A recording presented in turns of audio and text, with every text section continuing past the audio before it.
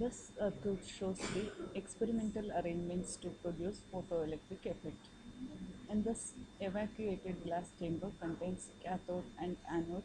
Cathode is connected to the negative of the battery, which is coated with photosensitive metal, and anode is connected to positive of the battery.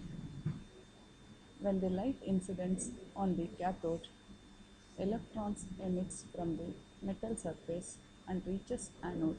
Current flows in the circuit.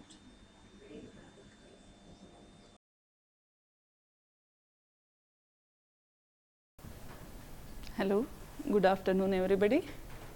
I am going to speak about photoelectric effect.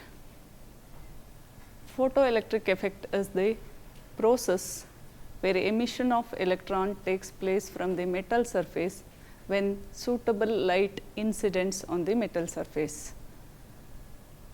These emitted electrons are called as photoelectrons, and current produced due to these photoelectrons is known as the photoelectric current. This experimental observation can be explained like this. This photoelectric effect is an instantaneous process, that is, emission of electron takes place within or less than 10 power minus 9 seconds.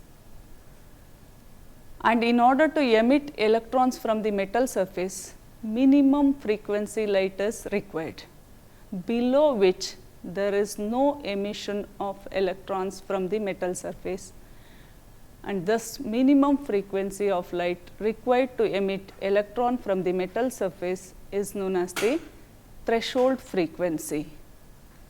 Above this threshold frequency, if we increase the frequency of the incident light, the maximum kinetic energy of the emitted electron increases, but photoelectric current will not increases.